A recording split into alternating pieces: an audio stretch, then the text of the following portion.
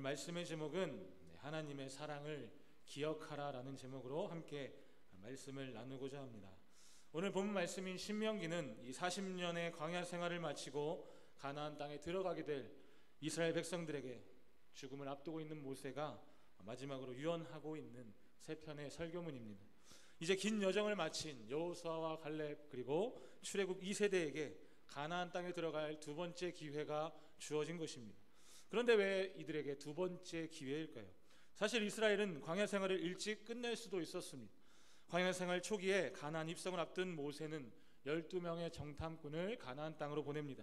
그 중에 10명의 정탐꾼은 모세에게 와서 이렇게 보고합니다. 가나안 사람은 너무 크고 강대해서 우리는 다 죽을 것이다, 이렇게 말하고 있습니다. 그런데 나머지 2명의 정탐꾼이었던 이 여호수아와 갈렙은 믿음으로 하나님께서 그들을 우리에게 붙이셨으니 담대하라, 이렇게 말하고 있습니다. 이 보고를 들은 이스라엘 백성들은 통곡하며 모세와 하나님을 원망하고 우리뿐만 아니라 우리 자식들까지도 이곳 가나안 사람들에게 다 잡혀 죽게 될 것이다, 그렇게 불평하고 원망합니다. 하나님께서는 그들의 불평과 원망 그리고 불순종을 보시고 이 2명의 정탐꾼 여호수아와 갈렙을 제외한 애굽에서 나온 모든 사람들이 다 광야에서 죽게 될 것이다, 그렇게 말씀하십니다. 그리고 그들이 죽을 것이다 라고 말했던 광야에서 태어난 그들의 다음 세대, 곧 그들의 자녀들은 모두 가나안 땅으로 들어갈 것이다 말씀하십니다. 결국 하나님께서 그들에게 약속하셨던 이 가나안 땅에 들어가기를 거부하는 불순종 때문에 장장 38년이라는 시간을 광야에서 떠돌게 됩니다. 하나님께서는 왜 이스라엘 백성들을 그 오랜 시간 동안 광야로 인도하시어 그들을 낮추신 것일까요? 오늘 보면 신명기 8장은 과거 40년간의 광야 생활을 회고하는 것으로 시작합니다. 그리고 하나님께서 약속하신 아름다운 가나안 땅과 그리고 그곳에서 풍요로운 삶을 살아갈 때에 하나님의 은혜를 잊지 말고 그 사랑을 잊지 말고 기억하라는 내용입니다. 그래서 오늘 본문 8장에서 중요한 단어는 바로 기억하라는 단어입니다. 신명기 8장 2절 3절 말씀을 우리 화면을 보고 같이 함께 읽겠습니다. 시작. 내 하나님 여호와께서 이는 너를 낮추시며 너를 시험하사 내 마음이 어떠한지 그 명령을 지키는지 지키지 않는지 알려 하심이라. 너를 낮추시며 너를 줄이게 하시며 또 너도 알지 못하며 내 조상들도 알지 못하던 만나를 내게 먹이신 것은 사람이 떡으로만 사는 것이 아니요 여호와 입에서 나오는 모든 말씀으로 사는 줄을 내가 알게 하려 하심이라. 사실 인간은 스스로 자신이 얼마나 교만한지 잘 모르고 살아갑니다. 이스라엘 백성들도 마찬가지였습니다. 우리가 하나님 앞에 아무것도 아닌 죽을 수밖에 없는 죄인임을 아는 것은 하나님의 거룩한 말씀의 빛에 우리를 비춰볼 때입니다. 그래서 하나님은 만나를 통해 사람이 떡으로만 살 것이 아니다, 의식주를 비롯한 모든 사람의 필요만으로 살 것이 아니라 하나님의 말씀으로 살아야 함을 이스라엘 백성들에게 광야에서 가르치고 계셨던 것입니다. 그렇게 하나님께서는 광야를 통해서 그들을 낮추시고 또 시험하셔서 그들의 마음이 어떠한지 하나님의 말씀을 지키는지 지키지 않는지 아시기를 원했습니다. 이와 비슷한 말씀을 오늘 본문 15절 16절에도 기록하고 있습니다. 우리 15절 16절 말씀 우리 같이 읽겠습니다. 시작. 너를 인도하여 그 광대하고 위험한 광야 곧 불뱀과 전갈이 있고 물이 없는 건조한 땅을 또 너를 위하여 단단한 반석에서 물을 내셨으며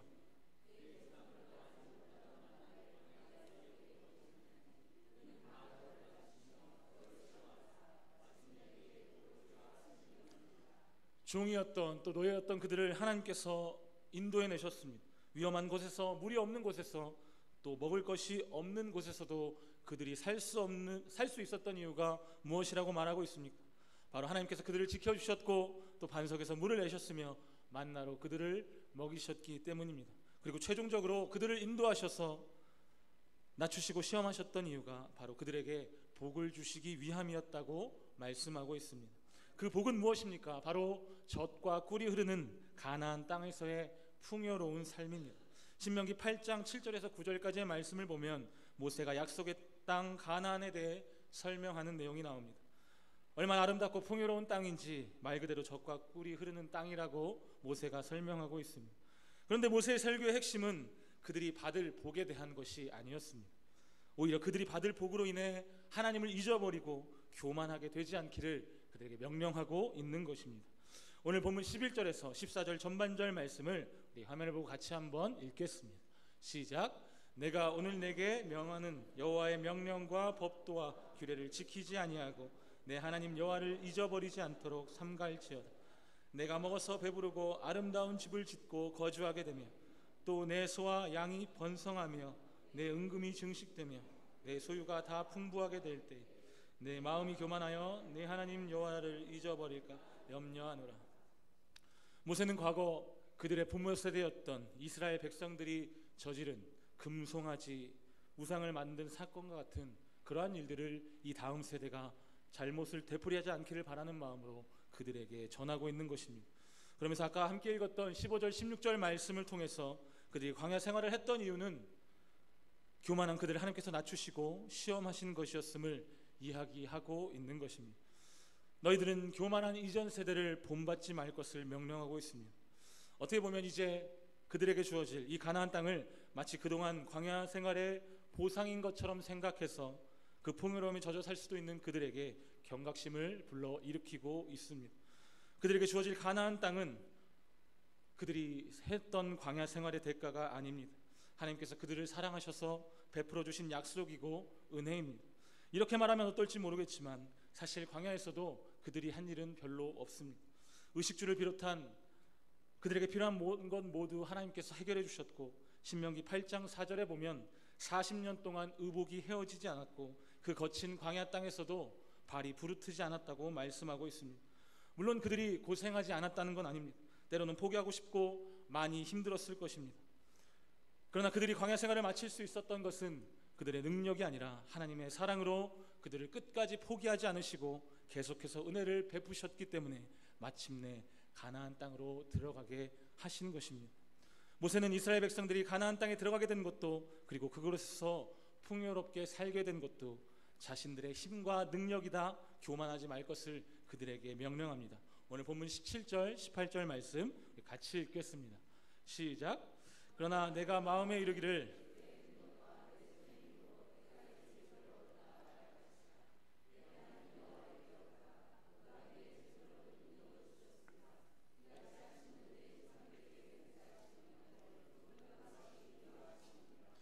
18절의 능력이란 단어는 히브리어로 코아흐라는 단어입니다. 그 뜻은 활력, 힘, 무력, 역량, 권능 이런 뜻을 가지고 있습니다. 이 단어는 일반적으로 신체적, 정신적인 능력이나 영적인 역량 또는 능력을 의미하는 단어입니다. 모세는 이 물질적인 축복이 이스라엘 백성들과 후손들에 대한 하나님의 약속에 포함되기 때문에 부를 얻는 능력을 그들에게 허락하신 것이다 라고 말씀하신 것입니다. 그리고 그 허락하신 분이 바로 하나님이다라는 것을 말하고 있습니다. 그렇기 때문에 이 능력들을 너희의 타고난 재능 때문이라고 착각하지 말고 하나님께서 주신 능력이라는 것을 겸손히 인정하라고 단호하게 그들에게 말하고 있는 것입니다. 은사를 받았다고 하는 사람들을 만난 적이 있습니다. 특별히 병고침의 은사, 치유의 은사를 받았다고 하는 사람들에게 많은 사람들이 기도받기 위해서 몰려갑니다. 실제로 그들이 기도하여 병 나은 사람들을 보기도 했습니다. 그런데 100이면 100 그들에게 기도받는 사람은 다 나았을까요? 어떤 사람은 이렇게 말합니다. 받는 사람이 믿음으로 받아야 한다. 그럼 굳이 뭐하러 그곳에 찾아가서 은사받은 사람에게 기도를 받아야 합니까? 자기 믿음으로 기도해서 나으면 되는 것입니다. 그럼 믿음 없는 사람은 영원히 나을 수도 없는 것입니까? 아니면 자신이 다니는 교회 담임 목사님이나 부목사님께 기도받으면 안 낫는 것입니까? 제가 하고 싶은 얘기는 그들을 무시하거나 그들을 깎아내리려고 하는 것이 아니라 기도하는 자는 그저 도구일 뿐이라는 것입니다. 아무리 뛰어난 은사를 받아도 결국 하나님께서 허락하지 않으시면, 역사하지 않으면 아무 일도 일어나지 않는다는 것입니다. 이것이 무슨 말입니까? 곧 병을 고치는 능력은 은사를 받은 사람으로부터 나오는 것이 아니라 바로 하나님께로부터 나온다는 것입니다. 어떤 능력도 하나님께로부터 시작되고 하나님께서 허락하셨기 때문에 나타나는 역사입니다. 그런데 그것을 자기 능력이다, 내 받은 은사 때문이다라고 생각하는 순간 교만의 깊은 웅덩이로 들어가게 되는 것입니다. 그래서 우리가 몸이 아프고 또 고난 가운데 있는 성도들을 위해서, 또 마음이 지치고 무너져서 기도할 수 없는 자들을 위해 열심히 중보 기도해야 합니다. 우리는 아무 능력도 없지만 우리가 기도할 때 하나님께서 일하시기 때문입니다. 결국 우리가 가진 지혜나 힘, 어떤 달란트나 재능, 또 가진 재물과 소유한 모든 것의 출발이 바로 하나님이심을 우리는 겸손히 인정해야 합니다. 그렇지 않으면 우리가 그것으로 흥했을 때, 또 그것으로 인해 풍요로울 때 교만하여 그 모든 것을 우리 자신의 공로로 돌릴 수 있기 때문입니다. 우리가 받은 구원의 은혜도, 아니 그 어떤 은혜라도 내가 뭘 조금 했기 때문에, 내가 조금 잘 보였기 때문에 절대 아니라는 것을 우리는 기억해야 합니다. 내가 태어나길 잘 태어났고 내가 타고난 능력들이 뛰어났기 때문이 아니라는 것입니다. 내가 지금까지 지내온 것 모두 하나님의 은혜인 줄 믿습니다. 우리가 포기해도 하나님께서 포기하지 않으셨기 때문에, 내가 뭘 잘했기 때문이 아니라 전적으로 우리를 사랑하신 하나님의 그 사랑이 있었기 때문에 지금의 내가 있다는 것입니다. 그런데 우리는 또 가끔, 저는 착각할 때가 있습니다. 내가 받은 직분이 있어서, 또 아니 남들보다 조금 잘 믿어서 나름 신앙생활을 열심히 해서 지금의 내가 있다고 생각할 때가 있는 것입니다. 자기 행위로 하나님 앞에 공로를 쌓으려 하는 것은 바리새인들의 모습이었습니다. 우리를 구원하신 것도, 우리가 가진 믿음도, 또 우리가 일할 수 있는 힘과 능력도 모두 하나님께서 우리를 구원하셨고, 또 그 힘과 능력을 주신 하나님의 은혜임을 우리는 기억해야 합니다. 조금 억울할 수도 있지만 저의 경우를 돌아보면 하나님께서 붙잡아서 지금 여기까지 인도하셨습니다. 지금도 많이 부족하지만 그래도 하나님께서 은혜를 주셔서 이곳까지 오게 하셨기 때문에 눈꼽만큼이라도 사람 행세하며 살고 있는 것입니다. 물론 아직도 갈 길이 멀고 앞으로 구만리 길이 남아있지만, 그런 앞으로도 하나님께서 사람 만들어 가실 것을 믿고 나아갑니다. 그 은혜와 사랑을 믿고 가는 것입니다. 그 은혜 없으면 한 걸음도 나아갈 수 없는 것이 바로 저와 여러분입니다. 사랑하는 성도 여러분, 이 세상 어느 누구도 그 하나님의 사랑과 은혜를 입지 않은 사람이 아무도 없습니다. 더더욱 우리 중에는 누구도 그 우리를 구원하시고 지금까지 인도하신 그 하나님의 사랑과 은혜의 혜택에서 벗어난 자가 없습니다. 그렇게 부족한 우리가 하나님 앞에 공치사할 만한 것들이 무엇이 있겠습니까? 우리의 모든 것을 이루시고 우리가 무엇이든 할 수 있도록 건강도 주시고 힘과 능력을 주신 분도 하나님이신 줄을 고백하시기 바랍니다. 저도 오늘 본문 말씀을 묵상하고 준비하면서 회개했습니다. 때때로 교만해져서 내가 받은 은혜가 당연한 것인 줄 알았고 살짝 보상이라고 생각했던 그 모든 은혜가 나의 공로와 나의 어떤 의지와 상관없이 하나님께서 일방적으로 나에게 부어주신 사랑과 은혜였음을 다시 한번 깨닫게 되었습니다. 하나님께서 이스라엘 백성들을 택하신 이유도 그들에게 잊지 않았습니다. 하나님께서 이스라엘 백성들을 택하신 이유가 무엇입니까? 신명기 7장 7절 8절 말씀을 우리 화면을 보고 함께 읽겠습니다. 시작. 여호와께서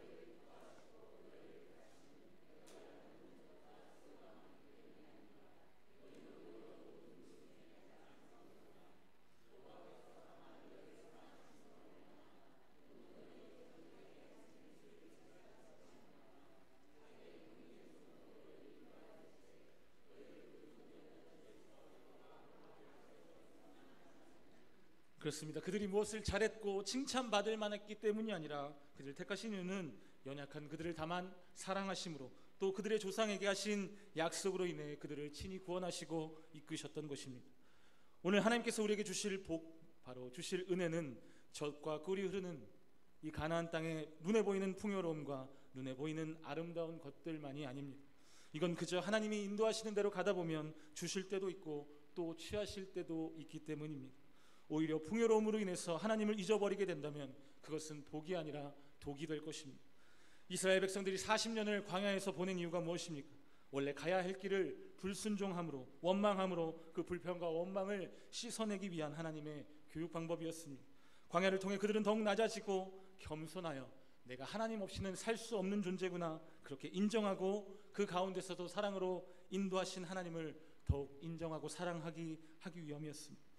이스라엘 백성들은, 또 우리는 하나님 없이는 단 하루도 살아남을 수 없는 이 광야 땅에서 하나님의 은혜로 살아가면서 가나안 땅의 그 모든 풍요로움, 또 그 모든 눈에 보이는 것들은 하나님과 비교할 수 없고 바꿀 수 없는 그런 것들임을 우리는 기억해야 하는 것입니다. 이제 이스라엘 백성들이 젖과 꿀이 흐르는 가나안 땅으로 들어가게 될 것입니다. 그런데 가나안에 들어가면 고생 끝 행복 시작이고 무조건 좋은 곳일까요? 오늘 본문에서 모세는 가나안 땅을 젖과 꿀이 흐르는 굉장히 비옥하고 풍요로운 땅이라고 말하고 있습니다. 그런데 반대로 신명기 11장에서는 모세가 실제 가나안 땅은 인간이 마음대로 개간을 하거나 농경을 할 만큼 기름진 땅이 결코 아니라고 이야기합니다. 가나안 땅도 비가 오지 않으면 땅도 작물도 다 말라버리고 가축도 사람도 살 수 없는 곳이 된다는 것입니다. 그럼 왜 모세는 이 땅을 젖과 꿀이 흐르는 땅이라고 표현하고 있을까? 우리 신명기 11장 11절에서 15절까지의 말씀을 함께 읽겠습니다. 시작. 너희가 건너가서 차지할 땅은 산과 골짜기가 있어서 하늘에서 내리를 비를 내 하나님 여호와께서 돌보아 주시는 땅이라. 연초부터 열말까지 내 하나님 여호와의 눈이 항상 그 위에 있는 내가 오늘 너희에게 명하는 내 명령을 너희가 만일 청종하고 너희 하나님 여호와를 사랑하여 마음을 다하고 뜻을 다하여 섬기면 여호와께서 너희의 땅에 이른 비 늦은 비를 적당한 때에 내리시리니 너희가 곡식과 포도주와 기름을 얻을 것이요 또 가축을 위하여 들에 풀이 나게 하리치니 내가 먹고. 무슨 말씀입니까? 젖과 꿀이 흐르는 땅이 되는 것은 저절로 되어지는 것이 아니라는 것입니다. 조건이 있습니다.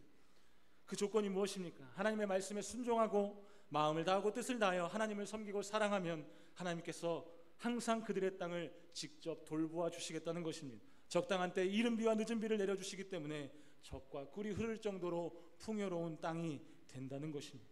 그런데 반대로 하나님을 기억하지 못하고 하나님을 거역하고 우상을 섬기면 어떻게 되겠습니까? 그 다음 16절 17절 말씀을 같이 읽겠습니다. 신명기 11장 16절 17절 말씀 시작. 너희는 스스로 삼가라. 두렵건대 마음에 미혹하여 돌이켜 다른 신들을 섬기며 그것에 절함으로 여호와께서 너희에게 진노하사 하늘을 달아 비를 내리지 아니하여 땅이 소산을 내지 않게 하심으로 너희가 여호와께서 속히 멸망할까 하느라. 하나님을 사랑하고 하나님께 순종하면 그리고 그분을 섬기면 젖과 꿀이 흐르는 땅이 되지만 반대로 하나님을 잊어버리면 그 하나님께서 하늘의 문을 닫아버리시고 비를 주지 않아 그것이 속히 멸망하게 된다는 것입니다. 결국 이스라엘 백성들은 광야든 가나안이든 그 어디서라도 하나님 없이는 살아갈 수 없는 존재라는 것을 인정해야 했습니다. 우리도 마찬가지입니다. 그 하나님을 잊어버리고 그 하나님이 베푸신 사랑을 잊어버리는 일은 다른 모든 것을 다 얻어도 결국 멸망의 길로 가는 지름길이라는 사실을 우리는 기억해야 합니다. 오늘 본문 말씀 19절 20절 말씀을 같이 읽겠습니다. 시작. 내가 만일 내 하나님 여호와를 잊어버리고 다른 신들을 따라 그들을 섬기며 그들에게 절하면 내가 너희에게 증거하노니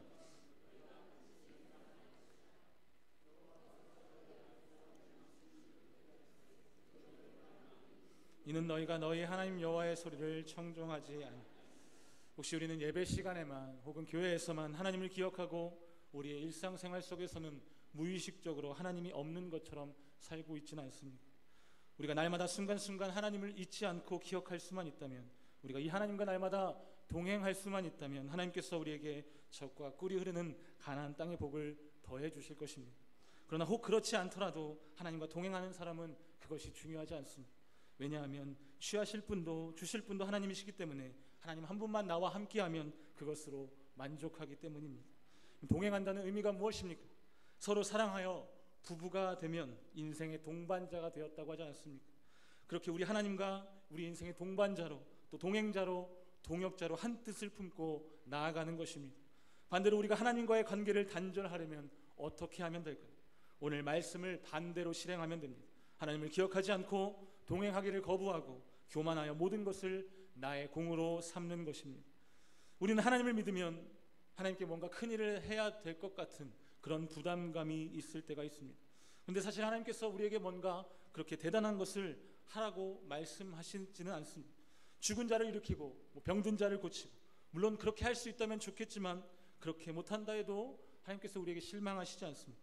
그보다 먼저 우리가 지금까지 나를 어떻게 인도하셨고 나를 어떻게 사랑하셨고 또 지금도 사랑하시는 그 하나님을 나의 일상생활 속이든 그 어디에서라도 잊지 않기를 원하시는 것입니다. 서로 사랑하는 사이라면 보고 있어도 보고 싶고 또 안 지나서나 생각나지 않겠습니까? 그런데 마치 아내가 또 남편이 집을 나가 다른 사람을 만나고 다른 것에 집중하며 다른 것을 사랑하고 있지는 않은지, 하나님 이번 한 번만 도와주시면 내가 뭐든지 다 하겠습니다 이렇게 고백했다가 우리의 삶이 너무나도 바쁘고 누릴 것이 많아서 언제 그랬냐는 듯 하나님 없이도 잘 살 것처럼 그런 우리의 모습을 하나님께서 슬퍼하실 것입니다. 우리가 사랑하는 사람이 저렇게 행동한다면 우리는 받아들일 수 있을까? 사람이라면 누구나 포기하고 버리고 싶을 그런 상황에서도 우리 하나님은 끝까지 우리를 포기하지 않으시고 그 슬픔과 실망과 배신감을 자신의 가슴에 묻고 다시 우리를 들어 광야로 인도해서 사람을 만들어 가실 것입니다. 우리 하나님께서 이런 분이십니다. 이것이 우리가 기억해야 할 은혜이고 하나님의 사랑입니다. 그 누구도 할 수 없고 오직 하나님 하실 수 있는 우리를 향한 끝없는 사랑입니다. 정상적인 부모라면 자식이 잘못되는 길로 가는 것을 두고 보는 부모는 없을 것입니다. 하나님께서 우리를 광야로 인도하셨다면 그분께서 우리에게 친히 말씀하시고 훈련하시고 가르치고자 하는 목적이 있습니다. 때로는 우리가 사랑의 매를 맞는 것이 우리에게 은혜입니다. 우리의 인생 자체가 광야의 인생이지만 지금 서 있는 이 광야에서 고통과 어려움이 때로 시험이 찾아올 때 그때 정신 차리고 우리가 하나님 앞에 바짝 엎드릴 수 있었으면 좋겠습니다. 하나님 앞에 겸손하게 엎드려 내가 잊어버린 나에게 주신 하나님의 은혜와 사랑을 다시 기억할 수 있었으면 좋겠습니다. 우리는 연약해서 또 실패할 것입니다. 또 넘어질 것입니다. 그런데 끝까지 포기하면 안 됩니다. 우리가 포기해도 하나님은 우리를 절대 포기하거나 버려주지 않는다는 사실을 우리가 기억하고 우리가 넘어지더라도 하나님께서 다시 일으켜 세워주실 것을 믿고 그 하나님을 소망하며 나아가시기를 축복합니다. 이제 말씀을 마치고자 합니다. 많은 사람들이 젖과 꿀이 흐르는 풍요로운 곳에서 안정적인 삶을 살기를 꿈꿉니다. 눈에 보이는 화려하고 많은 것을 누릴 수 있는 풍요로움과 또 그것이 지속되는 안정감 속에 살아가기를 원합니다. 풍요로움 속에서 살지 말라는 이야기가 아닙니다. 오늘 우리에게 하시는 말씀은 하나님의 말씀대로 살아야 합니다. 광야 생활을 생각하며 그 풍요로움 속에서 또 하나님을 그 풍요로움이 내 공로다 생각하지 말고 그곳에서도 겸손하여 하나님만 섬겨라. 하나님을 잊고 풍요로움에 취해 교만하여 세상 신을 섬기게 되면 멸망할 것이다. 하나님이 우리 앞에 멸망하게 하신 민족들처럼 우리도 멸망할 것이다. 모세를 통해 이야기하시는 이 하나님의 말씀에 우리는 귀를 기울여야 합니다. 광야든 가나안이든 어디서라도 하나님을 사랑하고 기억하고 마음과 뜻을 다해 섬길 수 있기를 축복합니다. 하나님의 사랑을 날마다 기억하며 하나님 말씀대로 살아가시는 저와 여러분이 되었으면 좋겠습니다. 할 수만 있다면 반드시 우리의 삶의 모든 순간에서 성령 인도하심 따라 하나님과 동행하실 수 있기를 축복합니다. 이것이 우리가 하나님을 잊지 않는 길입니다. 이것이 날마다 하나님의 사랑을 기억하는 방법입니다. 이것이 우리가 멸망하지 않는 길입니다. 우리는 광야든 가나안이든 그 어떤 곳이라도 하나님이 함께 하시면 어떤 것도 두렵거나 부럽지 않습니다. 고난이 있지만 어려움이 있지만 하나님과 동행함으로 또 그 하나님을 사랑하고 순종하며 섬김으로 젖과 꿀이 흐르는 가나안 땅의 삶을 살아가시는 저와 여러분 되시기를 예수님의 이름으로 축복합니다. 기도하겠습니다. 사랑해 주님 감사합니다. 오늘 이스라엘 백성들을 통해 가나안 땅에 들어간 그들이 풍요로운 삶으로 인해 혹 하나님을 잊어버리고 세상 신을 섬길까 염려하여 말씀하고 있는 모세의 이야기를 우리가 함께 나누었습니다. 우리도 이 세상에서 풍요로움 가운데 살 때에 하나님 없는 것처럼 살지 않게 도와주시고 우리 날마다 하나님을 기억하고 또 우리를 지금까지 인도하시고 나를 만드신 그 하나님을 날마다 기억하며 그 하나님을 더욱더 섬기고 사랑하여서 그 하나님께서 우리에게 베풀어 주시는 복, 그 젖과 꿀이 흐르는 가나안 땅의 복을 우리도 받아 누릴 수 있도록 저를 축복하시고 우리의 마음과 생각과 우리의 인생을 주관하여 주시옵소서. 지금 우리의 모든 것을 주님께 맡깁니다. 이제 고난주간이 시작되는 이 한 주간의 삶 속에서도 하나님을 날마다 기억하게 하시고 그 예수 그리스도의 사랑과 그 십자가의 은혜를 날마다 고백하며 찬양하며 나아가는 우리 모든 성도님 될 수 있도록 주여 축복하여 주시옵소서. 감사하며 이 모든 말씀 살아계신 예수님의 이름으로 기도하옵나이다. 아멘.